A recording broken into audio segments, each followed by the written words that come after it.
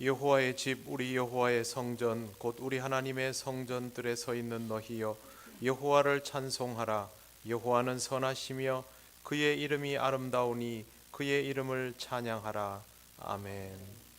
찬송가 8장 하나님께 찬양드립니다.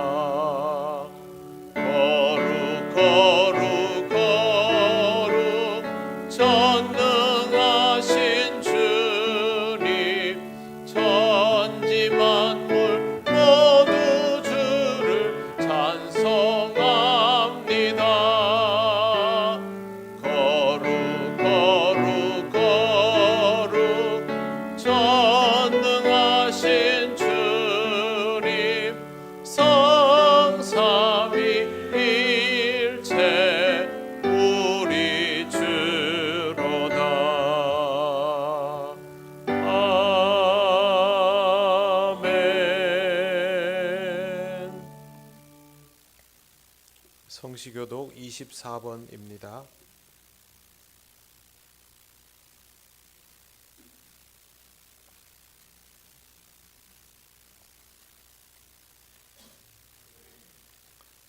하나님은 우리의 피난처시요 힘이시니 그러므로 땅이 변하든지 산이 흔들려 바다 가운데 빠지든지 바닷물이 솟아나고 뛰놀든지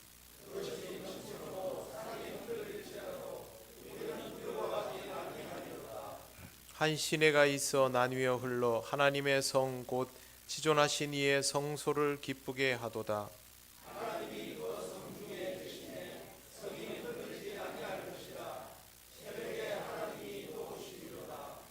그가 땅끝까지 전쟁을 쉬게 하시며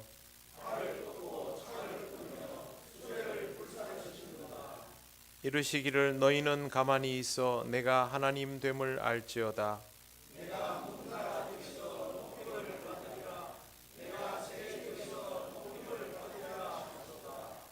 만군의 여호와께서 우리와 함께 하시니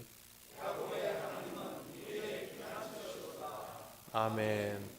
나는 전능하신 아버지 하나님 천지의 창조주를 믿습니다. 나는 그의 유일하신 아들 우리 주 예수 그리스도를 믿습니다. 그는 성령으로 잉태되어 동정녀 마리아에게서 나시고 본디오 빌라도에게 고난을 받아 십자가에 못 박혀 죽으시고 장사된 지 사흘 만에 죽은 자 가운데서 다시 살아나셨으며 하늘에 오르시어 전능하신 아버지 하나님 우편에 앉아 계시다가 거기로부터 살아있는 자와 죽은 자를 심판하러 오십니다. 나는 성령을 믿으며 거룩한 공교회와 성도의 교제와 죄를 용서받는 것과 몸의 부활과 영생을 믿습니다. 아멘. 찬송가 66장 하나님께 찬양드립니다.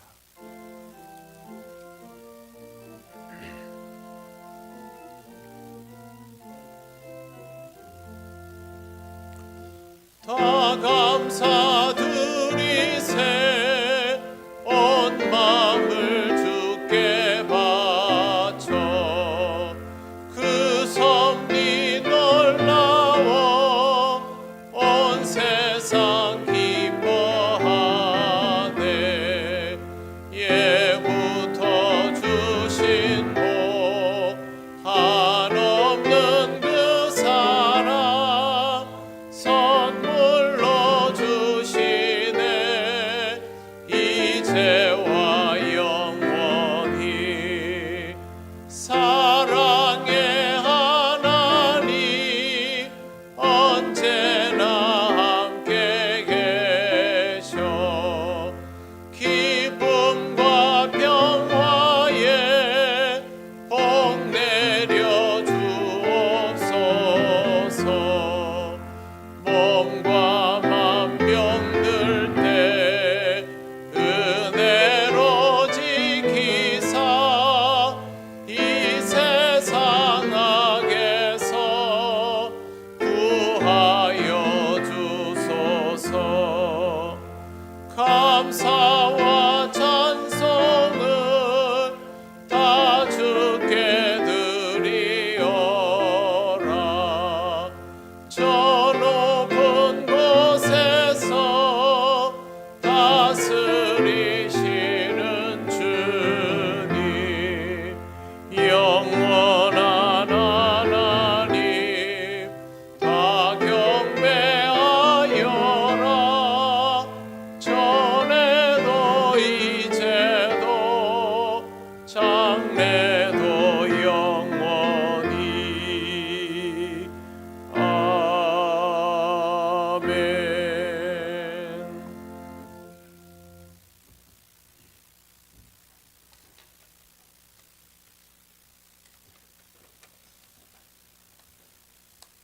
시작과 끝이 되시는 하나님 아버지, 2023년을 저희들에게 허락하시고 한 해를 순조롭게 잘 마무리하게 하시니 감사합니다. 한 해를 돌이켜보며 하나님의 은혜로 큰 어려움 없이 지내게 하시고 일터와 가정과 교회를 평안하게 인도하여 주신 에베네셀의 하나님께 2023년 마지막 주일 예배를 올려드립니다. 경배와 찬양을 기쁘게 받아주시고 감동과 치유와 안식으로 인도하여 주시옵소서. 주님 뜻대로 살지 못하고 헛된 것에 마음을 빼앗겼던 우리의 삶을 주님 용서하여 주시고 주님이 가신 십자가의 길 묵묵히 가게 하옵소서. 내 삶의 참 주인 되시는 주님께 2004년을 맡깁니다. 신실하신 주님 함께하여 주시옵소서. 사랑의 하나님, 올해도 예배를 통하여 만나주시고 물질과 마음으로 이웃을 섬기며 미자리 교회와 동행하게 하시고 기관과 부서를 섬기게 하셔서 은혜의 공동체에서 주님과 동행할 수 있었음에 감사를 드립니다.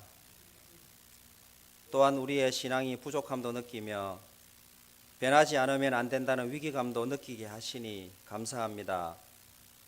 새해에는 모든 성도님들이 주님께 더 가까이 나아가며 더 친밀해지는 시간들로 채워주셔서 신앙은 성숙되며 교회는 건강한 변화를 이루어가게 하옵소서.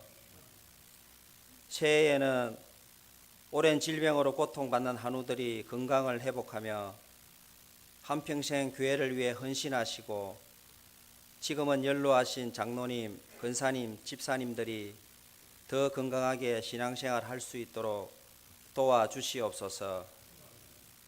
나의 작은 신음에도 응답하시는 주님, 지금 이 순간에도 전쟁과 가난과 재해로 고통 중에 있는 수많은 사람들이 있습니다.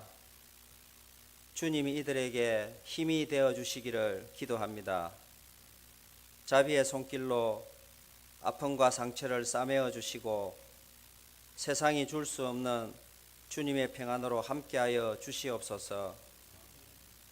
영적으로 얼어버린 저 북녘 땅에 지하교회 성도님들의 기도에 응답하여 주셔서 강력한 성령님의 인재로 교회가 복원되고 예배가 허용되며 자유함을 누리게 되기를 간절히 기도합니다. 하나님 아버지, 한국교회가 고난과 어려움을 당한 이웃들을 돌아보게 하시고 그들을 위해 기도하고 긍휼을 베푸는 선한 이웃이 되기를 간절히 구합니다. 한국교회 목회자와 성도들에게 회개의 영을 부어주셔서 평양 대부흥의 역사를 다시 쓰게 하시고 복음과 거룩함을 회복하여 민족과 열방을 변화시키는 도구로 사용하여 주옵소서.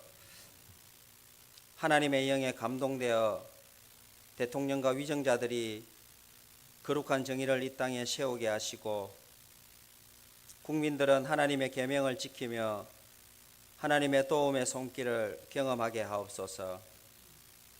이 시간 주의 말씀을 듣고자 합니다.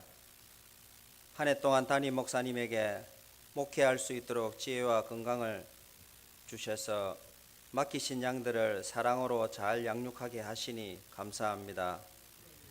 새해에도 성령 충만한 목회가 되기를 기도합니다.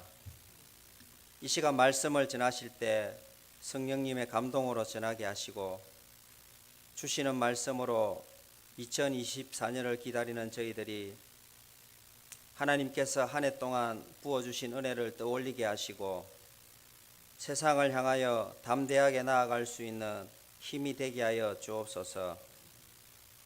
오늘도 예배를 위해 수고한 손길들 있습니다.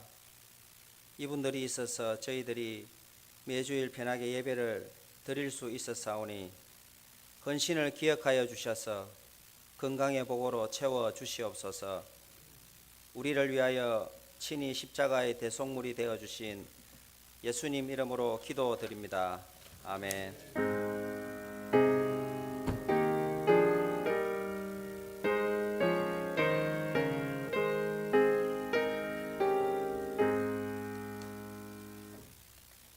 하나님 말씀 민수기 6장 22절에서 27절입니다. 이 말씀은 구약 성경 204쪽에 있습니다.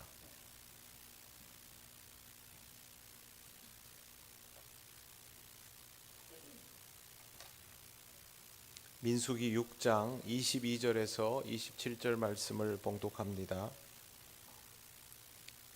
여호와께서 모세에게 말씀하여 이르시되 아론과 그의 아들들에게 말하여 이르기를 너희는 이스라엘 자손을 위하여 이렇게 축복하여 이르되 여호와는 내게 복을 주시고 너를 지키시기를 원하며 여호와는 그의 얼굴을 내게 비추사 은혜 베푸시기를 원하며 여호와는 그 얼굴을 내게로 향하여 두사 평강 주시기를 원하노라 할지니라 하라.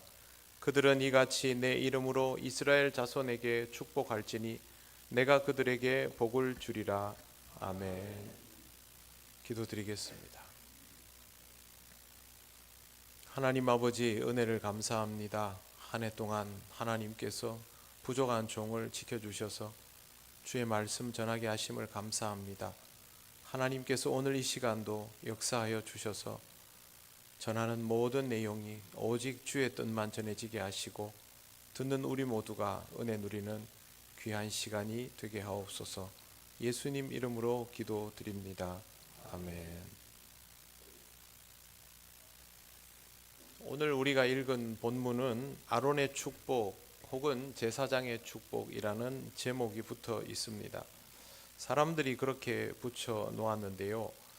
저는 이 본문의 제목이 그렇게 적절하지 않다라고 생각을 합니다.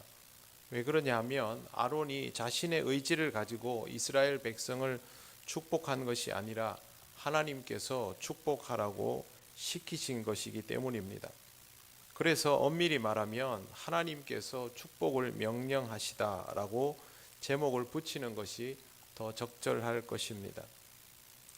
오늘 우리가 읽은 본문은 축도로 사용되는 구절입니다. 실제로 교회에서는 거의 쓰여지지 않지만 우리 교단에서도 사용이 가능한 축도입니다. 제 기억에 제가 이 축도를 한 번 한 것으로 생각이 됩니다. 신학교에 다닐 때는 외국에서 오신 목사님들이 가끔 이 축도를 하실 때가 있었고, 저도 한 번만 했기 때문에 사실은 저에게는 축도할 때에는 좀 생소한 느낌이 있습니다. 이 구절은 유대인의 회당에서는 마지막에 선포되도록 규정되어 있는 아주 중요한 구절입니다. 하나님께서 아론을 통해 사실상의 모든 제사장에게 내려놓은 명령이라 유대인들이 계속 지켜오고 있는 것입니다. 다시 한번 말씀드리지만 이 축도의 주체는 제사장이 아니라 하나님이십니다. 물론 제사장도 사랑의 마음으로 축복을 하게 되겠지만 그의 의지가 아니라 하나님의 의지가 담겨 있기 때문에 우리는 이 말씀 속에서 하나님의 마음을 읽어야 합니다. 하나님은 이스라엘을 위하여 둘도 없는 지도자 모세를 세우셨습니다. 그리고 그를 돕도록 아론을 세워주셨습니다. 아론은 특별히 제사의 영역에 특화되어 있었습니다. 하나님은 모세를 통하여 아론과 아들들, 즉 제사장들에게 명령을 내리십니다. 이제 23절을 보십시오. 아론과 그의 아들들에게 말하여 이르기를 너희는 이스라엘 자손을 위하여 이렇게 축복하여 이르되, 제사장들에게 내려진 하나님의 명령은 이스라엘을 축복하는 것입니다. 하나님은 왜 이스라엘을 축복하라고 하신 것일까요? 그냥 축복이면 그 자체로 좋은 것 아닌가라고 생각할 수도 있지만 하나님이 축복하라 하신 것에는 분명한 이유가 있습니다. 무엇보다 분명히 알아두어야 할 것은 축복하라는 말이 덕담을 해주라는 뜻은 아니라는 것입니다. 축복을 덕담쯤으로 생각하는 경우가 많이 있는데요. 제사장의 축복이 하나님의 명령으로 이루어졌다면 그것은 덕담이 아니라 전달입니다. 주체가 제사장이면 덕담이겠지요. 제사장이 실제로 그 사람을 위해서 무언가를 해줄 수 있는 역량은 없기 때문에 덕담의 수준일 수밖에 없습니다. 하지만 하나님이 명령하셨고 하나님은 능히 그렇게 하실 수 있기 때문에 이건 덕담의 수준이 아니라 실제가 됩니다. 오늘 우리가 읽은 말씀 27절 마지막에도 보면 이렇게 되어 있지 않습니까? 그들은 이같이 내 이름으로 이스라엘 자손에게 축복할지니 마지막에 내가 그들에게 복을 주리라. 이게 진짜이거든요. 그래서 축복은 덕담이 아니라 실제를 위한 사전 고지와 같은 것입니다. 24절을 보십시오. 여호와는 내게 복을 주시고 너를 지키시기를 원하며. 이 구절은 아론의 입술을 통하여 전해질 축복의 구체적인 내용입니다. 하나님이 원하신다라는 뜻입니다. 하나님이 원하시는 것은 이스라엘에게 복을 주시는 것입니다. 그리고 또 한 가지는 이스라엘을 지키시는 것입니다. 복을 주실 의무가 있고 지켜주실 의무가 있어서 그런 거 아닙니다. 복을 주고 싶다, 지켜주고 싶다라는 것이죠. 여러분, 누군가에게 복을 주고 싶다, 지켜주고 싶다라는 말을 한다면 어떤 의지를 가지고 이런 말을 하겠습니까?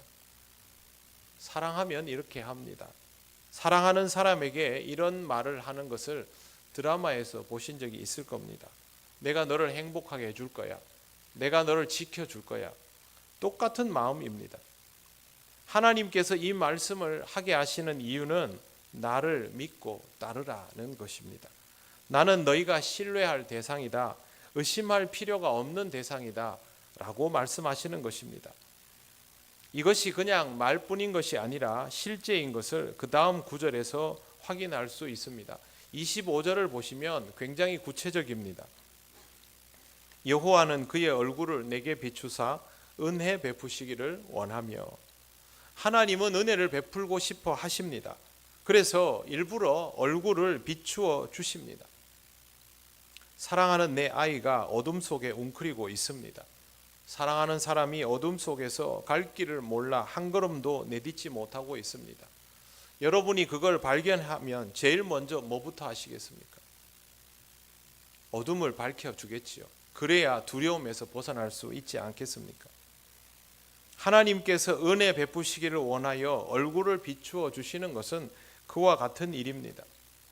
열심히 살아보려고 하고 잘 살아보려고 했는데 어느 순간 내 앞이 콱 막히는 것을 경험해 보신 적이 있을 겁니다.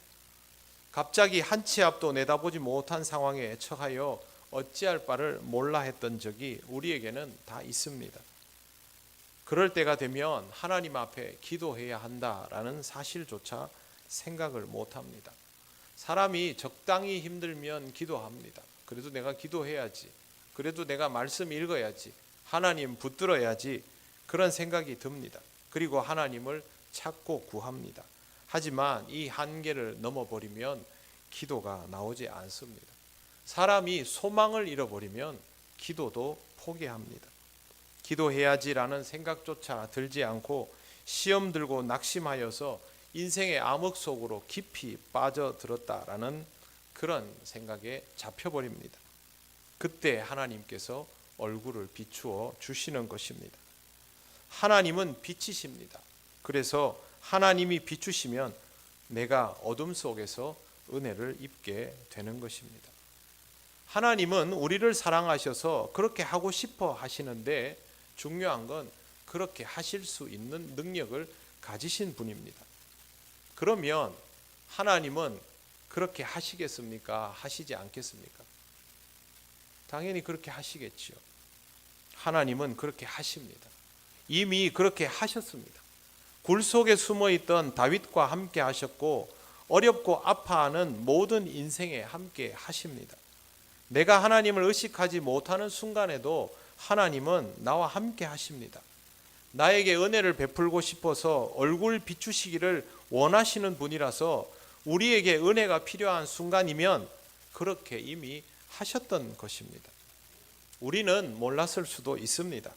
그러나 하나님은 이미 은혜 베풀기를 원하셨기 때문에 그리고 그럴 수 있는 능력이 있기 때문에 우리가 그런 상황에 있을 때 얼굴을 비추어 주셨습니다. 그리고 하나님은 우리가 생각하는 것보다 훨씬 더 우리 가까이에 있습니다. 26절을 보십시오. 여호와는 그 얼굴을 내게로 향하여 드사 평강 주시기를 원하노라 할지니라 하라. 얼굴을 내게로 향하여 드사라는 말은 아주 구체적으로 나를 바라보시고 나에게 다가오시는 것입니다. 하나님께서 이렇게 하시는 이유는 평강을 주고 싶기 때문입니다. 본문에서 말하는 얼굴이라는 단어는 외모를 뜻하는 것이 아닙니다. 이건 하나님의 전인격을 뜻합니다. 하나님이 우리가 의식할 수 있는 모든 것들을 동원하여서 하나님이 계심을 우리에게 알린다는 뜻입니다. 하나님께서 그 얼굴을 가리우거나 감추시는 것에 대해서 인간은 절망과 죽음을 경험할 수밖에 없습니다. 신명기 31장 17절에 그런 표현이 있어서 제가 읽어드립니다.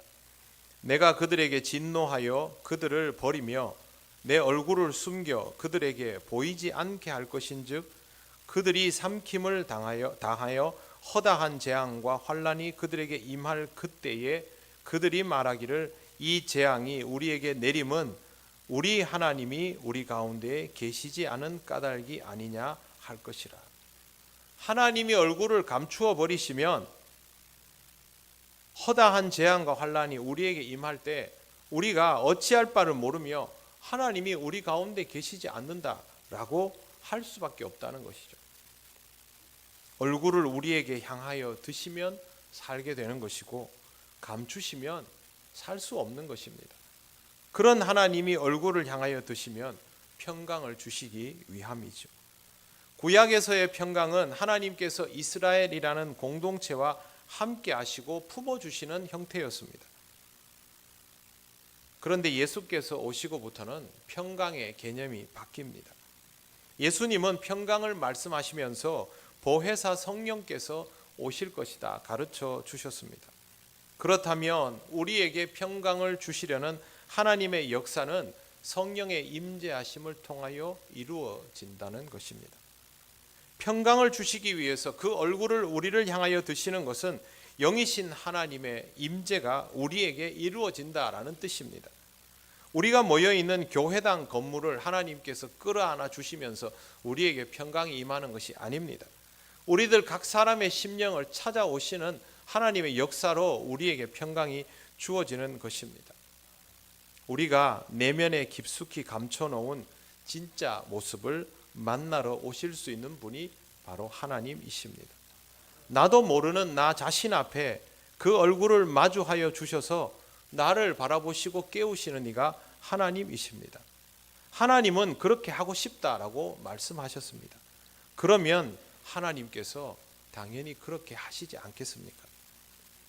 그건 우리가 내 안에 감추인 나로 인하여 평강을 누리지 못하였는가를 생각해 보면 쉽게 알 수 있습니다. 나를 사랑하시는 하나님은 내가 내 안에 감추어둔 나의 죄악된 모습으로 인하여 평강을 누리지 못하고 있을 때 이미 나와 함께 하십니다. 거듭 말씀을 드립니다. 하나님께서 그렇게 하기를 원하신다라는 말과 능히 그렇게 하실 수 있다라는 것을 잘 종합하시기를 바랍니다. 거기에다가 내가 하나님의 도우심과 살피심이 절실히 필요한 상황에 놓여 있다 하면 하나님은 이미 산타클로스처럼 여러 번 내 마음을 다녀가시고 또 내 안에서 나를 기다리고 있었던 것입니다. 우리가 이걸 몰랐고 모른 채 했을 뿐입니다. 시편 말씀 중에 굉장히 처절하게 보이는 노래들이 몇 가지 있는데 그 중에 대표적인 것이 시편 22편입니다. 다윗이 이렇게 노래합니다. 내 하나님이여 내 하나님이여 어찌 나를 버리셨나이까 어찌 나를 멀리하여 돕지 아니하시오며 내 신음소리를 듣지 아니하시나이까 내 하나님이여 내가 낮에도 부르짖고 밤에도 잠잠하지 아니하오나 응답하지 아니하시나이다. 다윗은 하나님을 찾고 찾았지만 응답하시지 않았다라고 생각합니다. 자신이 구하는 대로 이루어지지 않았고 상황이 좋아지지 않았기 때문입니다. 그래도 그는 하나님의 능력을 믿었습니다. 그래서 이어지는 3절 4절을 보면 이렇게 말합니다. 이스라엘의 찬송 중에 계시는 주여 주는 거룩하시니이다. 우리 조상들이 주께 의뢰하고 의뢰하였으므로 그들을 건지셨나이다. 자기 경험은 아니지만 조상의 경험이죠. 하나님이 어려움에 처한 조상들을 분명히 구원하여 주셨다라는 것을 알고 있는데 그런데 하나님 왜 나에게는 그렇게 해주시지 않습니까? 하나님 왜 멀리 있습니까? 그게 지금 다윗의 고백입니다. 하나님이 응답하여 주시지 않았고 침묵하시니 멀리 있다고 생각한 겁니다. 그래서 22편 19절에서 다윗이 이렇게 말합니다. 여호와여 멀리하지 마옵소서. 나의 힘이 되신 여호와여 속히 나를 도우소서. 지금 다윗은 급합니다. 하나님의 도움이 절실합니다. 20절 내 생명을 칼에서 건지시며 내 유일한 것을 개의 세력에서 구하소서. 그런데 다윗을 향한 하나님의 구원은 다윗이 바라던 때에 이루어지지 않았습니다. 다윗이 힘이 다 빠져버릴 무렵에야 진행되었습니다. 그러면 하나님은 다윗의 기도를 모른 채 하신 것일까요? 그렇지 않습니다. 다윗은 다른 시편에서 하나님을 고백합니다. 여러분 성경을 한번 찾아보시겠습니다. 시편 34편입니다. 구약 성경 825쪽입니다. 시편 34편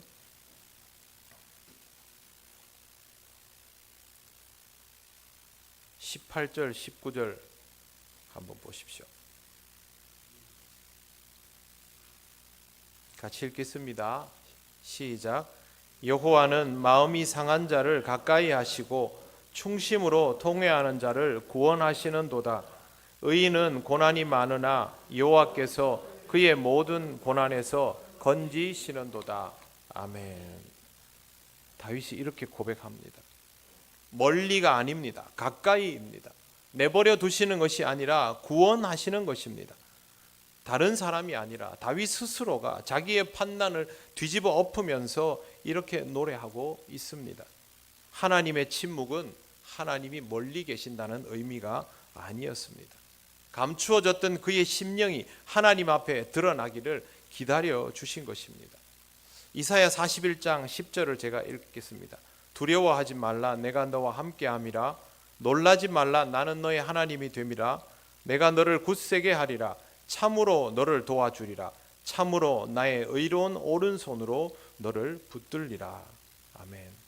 하나님은 광야에서 아론을 통하여서 축복을 선언하셨을 때에도, 다윗에게 응답하여 주실 때에도, 이사야에게 말씀하실 때에도 한결같았습니다.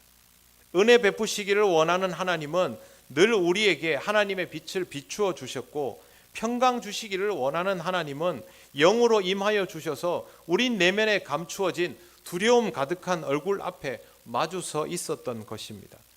우리가 이것을 깨닫지 못하고 애써 외면했을 뿐입니다. 기도는 하지 않고 두 눈을 부릅뜨고 이 세상과 싸우려 하니 적대감만 생기고 영이신 하나님을 볼 수가 없었고, 두려움에 사로잡혀 온갖 소음에 귀를 기울이고 있으니 말씀하여 주시는 하나님의 음성을 들을 수가 없었던 것입니다. 사랑하는 성도 여러분, 여러분의 지난 1년은 어떠하였습니까? 저는 여러분들이 주일날 교회 와서 웃는 낯으로 늘 저를 대하시기 때문에 여러분의 실체를 다 알지는 못합니다.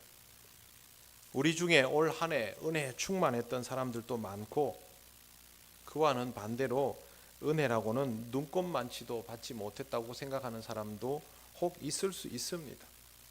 조금 은혜 받았다라고 생각할 수도 있습니다. 그러면 하나님께서 우리 중 누군가에게는 더 가까이 다가가시고 누군가에게는 멀찍이 서 계셨을까요? 그렇지 않습니다. 하나님은 항상 여러분에게 복을 주시고 여러분을 지키고 싶어 하셨고, 하나님의 얼굴을 비추사 은혜 베풀고 싶어 하셨습니다. 여러분의 내면 깊은 곳까지 찾아가셔서 여러분의 지치고 상한 심령을 평안히 해주고 싶어 하셨습니다. 그리고 하나님의 시간은 우리의 시간과 다릅니다. 하나님은 이미 그렇게 마음 먹으셨을 때 그렇게 하고 계셨습니다. 하나님은 우리에게 은혜 베풀기를 원하셨고, 그래서 은혜를 이미 베푸셨던 것입니다. 우리가 어떻게 하면 그때 한번 보자가 아닙니다. 하나님은 우리를 하나님의 자녀 삼으시는 그 순간부터 이미 복 주시기를 원하고 평강 주시기를 원하셔서 하나님이 하실 그 은혜를 다 베풀어 놓으셨습니다. 저는 그랬습니다. 제가 하나님을 찾아간 것이 아니라 하나님이 저를 찾아주셨습니다. 여러분들도 크게 다르지 않을 거라고 생각합니다. 여러분이 하나님을 찾으셨습니까? 하나님이 여러분을 찾아오셨을 겁니다. 우리 모두에게 똑같이 하나님은 찾아와 주셨습니다. 그리고 이미 하나님의 시간 속에 살아갈 수 있도록 은혜를 베풀어 주셨습니다. 여러분은 이미 하나님의 은혜 가운데에서 살아오고 있는 중인 것입니다. 오늘은 2023년의 마지막 날입니다. 그동안 이걸 모른 채로 살아왔을 수도 있습니다. 할 수 없지요. 몰랐는데 뭐 어떻게 하겠습니까? 우리가 알고 모르고에 상관없이 하나님은 이미 우리에게 은혜를 베풀어 주셨다라는 것을 잊지 않도록 하시기를 바랍니다. 하나님이 원하셨고 하나님은 능히 그렇게 하실 수 있고, 우리는 은혜가 필요한 상황을 살았고 하나님께 부르짖어 기도했기 때문에 하나님은 이미 그렇게 하셨습니다. 그걸 지금까지 내가 깨달을 수 있었느냐 없었느냐가 아닙니다. 나는 그 속에서 은혜로 살아오고 있었던 것입니다. 그걸 여러분이 지금 다시 확인하셔야만 합니다. 하나님은 이 땅에 오신 예수 그리스도를 통하여 우리에게 필요한 모든 것들을 다 이루셨습니다. 그러므로 사랑하는 성도 여러분, 이제부터는 하나님께 더 잘 반응하시기를 바랍니다. 나를 지키고 싶어 하시는 하나님을 만나고 복을 주고 싶어 하시는 하나님을 만나야 합니다. 은혜를 베풀고 싶어서 어디에서도 나를 조명하여 주시고 내가 그리스도인인 것을 잊지 못하도록 역사하시는 하나님을 경험해야만 합니다. 평강을 주시고 싶어서 숨어 지내는 나의 진면목 앞에 찾아오시는 하나님을 꼭 만나시기를 바랍니다. 그렇지 않으면 평강은 없습니다. 아무리 원하는 것을 이루어 보십시오. 평강은 오지 않습니다. 사람을 만나도 무슨 일을 하여도 성공하여도 실패하여도 정말로 평안하고 싶다면 여러분의 진면목 앞에 찾아오시는 하나님을 피하지 말고 당당히 만나시기를 바랍니다. 사랑하고 복 주고 싶어서 찾아오시는 이가 하나님이십니다. 이 말씀을 잘 기억해 두셨다가 내년에는 하루밖에 안 남았습니다. 내년에는 여러분에게 꼭 이 감격적인 일들이 이루어지게 되시기를 바랍니다. 하나님께서 여러분을 향하여 하고 싶어 하시는 일이고 이미 해놓으신 일들 여러분의 것으로 소유 만드시고 하나님과 동행하시는 귀한 삶을 살아가시기를 바랍니다. 기도드리겠습니다. 하나님 감사합니다. 하나님의 은혜로 살아왔음에도 그것이 은혜인지를 모르고 하나님 앞에 감사하지도 못했던 순간들이 너무 많으며 우리의 진짜 모습을 하나님 앞에서 애써 숨기려 했던 적도 너무 많음을 고백하고 회개합니다.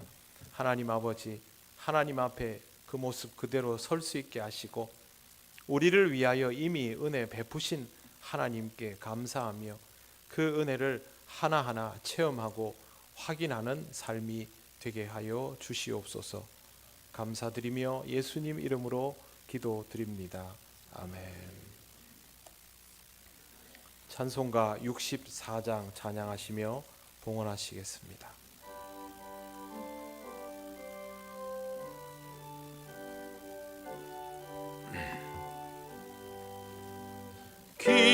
기뻐하며 경배하세 영광의 주 하나님 주 앞에서 우리 마음 피어나는 꽃 같아 죄와 슬픔 사라지고 의심 구름 거치니 변함없는 기쁨의 주 밝은 빛을 주시네.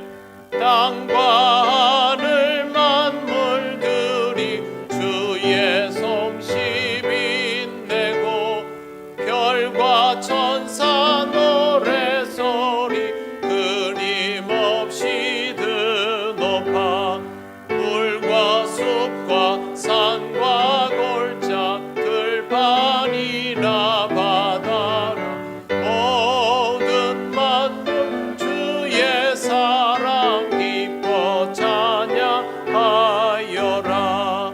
우리 주는 사랑이요 복의 근원이시니 삶의 기쁜 샘이 되어 바다처럼 넘치네.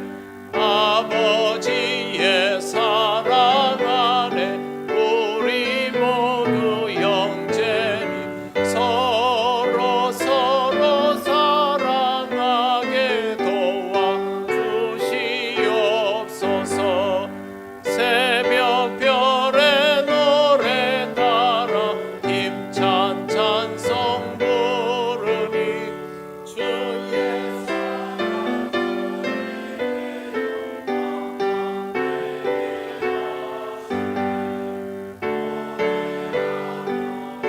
행진하여 싸움에서 이기고 승가를 높이 불러 주께 영광 돌리세. 아멘. 하나님 감사합니다. 오늘도 하나님 은혜로 변함없이 예물을 드립니다. 지난 한 해 동안 하나님께서 함께 하시고 지키시고 은혜 베푸셔서 살아올 수 있었습니다. 새해에도 하나님께서 변함없는 은혜로 채워주실 줄 믿습니다. 하나님의 은혜를 잊지 않게 하시고 언제나 하나님께 기쁨으로 봉헌하며 영광 돌리는 우리들 되게 하옵소서. 예수님 이름으로 기도드립니다. 아멘.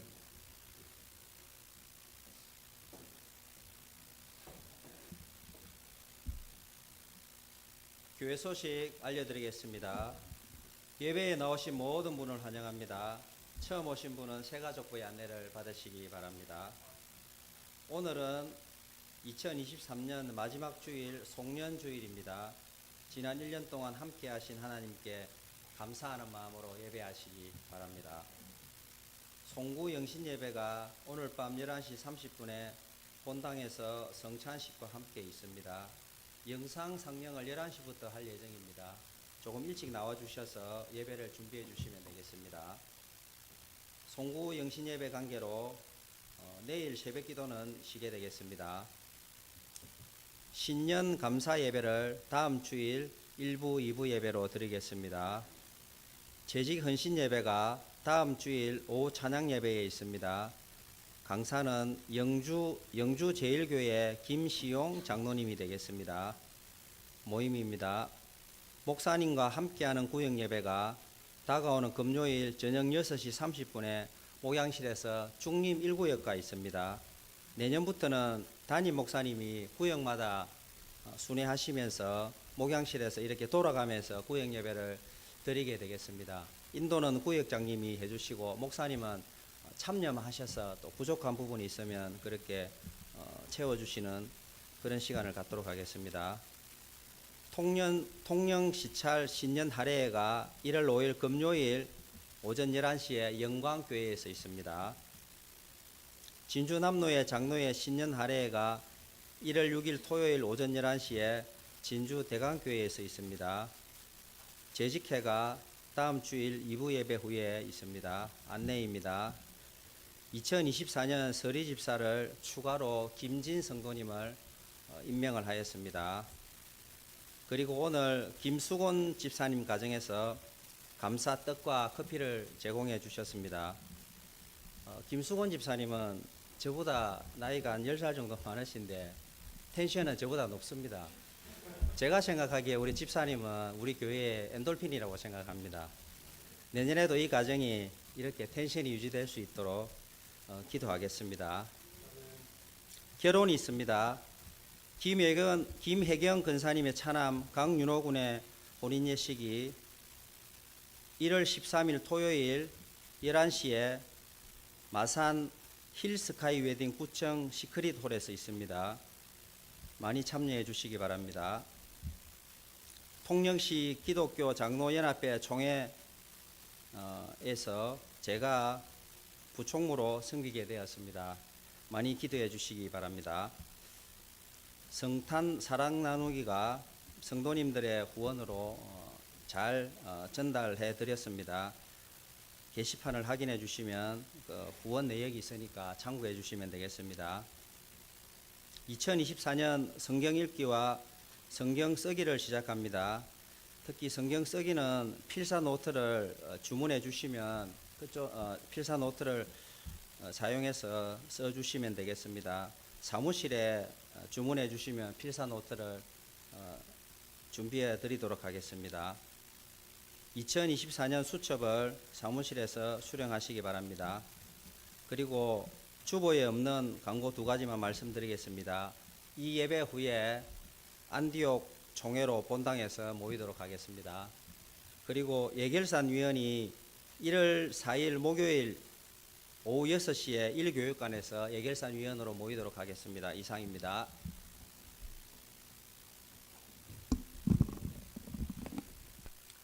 네, 구역 예배에 대해서 잠깐 말씀을 드리겠습니다. 저하고 구역 예배하는 구역만 구역 예배를 하는 게 아니고 다른 구역은 다 알아서 구역 예배를 드리시고 구역 예배의 형태도 변화가 좀 있습니다. 그래서 제가 직접 같이 하면서 구역 예배가 더 의미 있게 드려질 수 있도록 그렇게 지도를 해 나갈 생각입니다.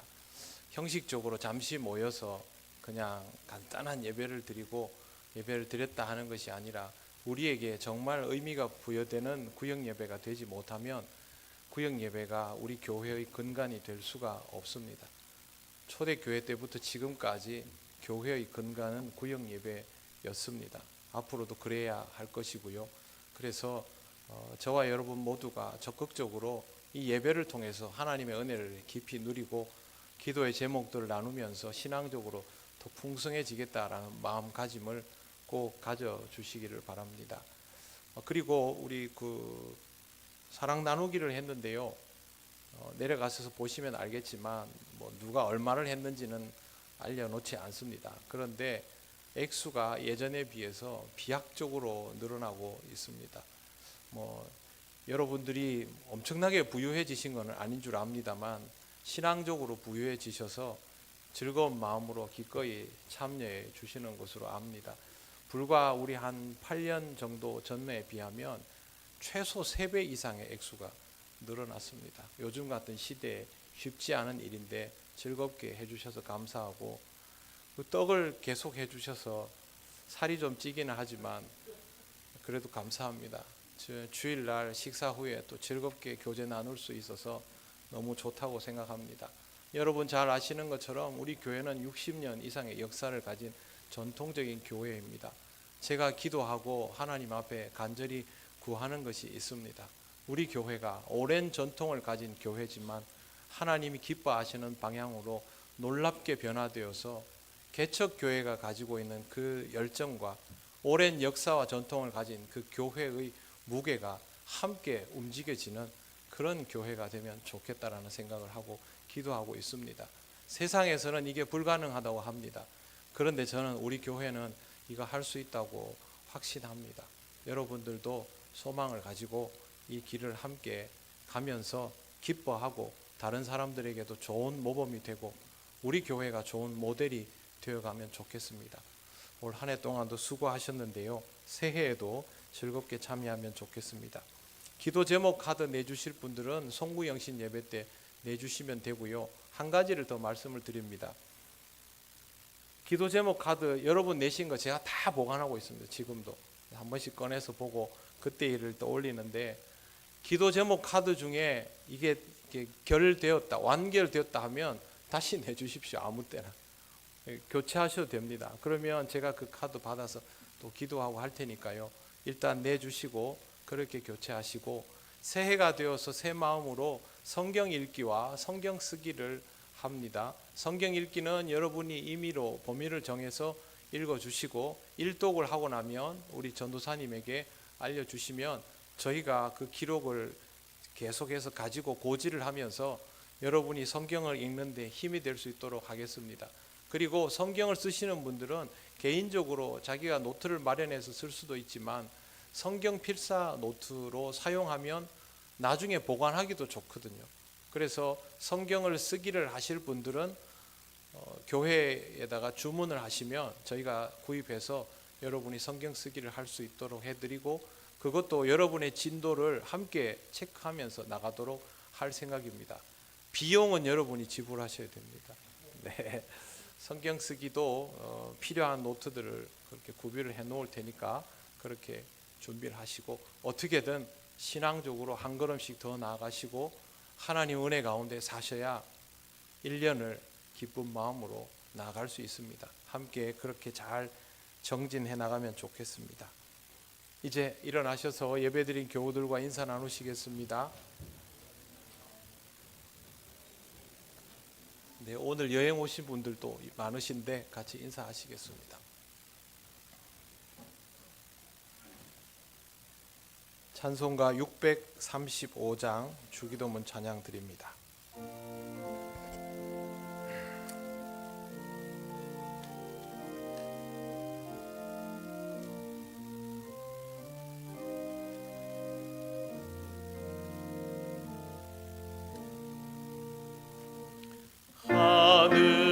하늘에 계신 아버지 이름 거룩하사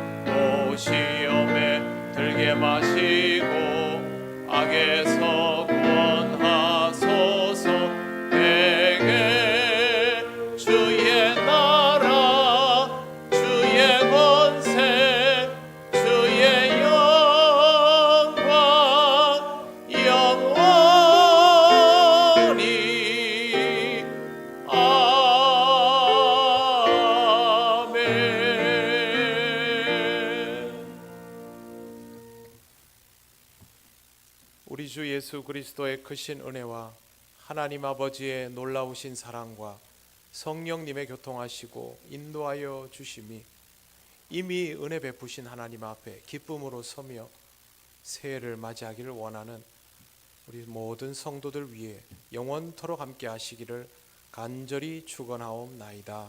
아멘.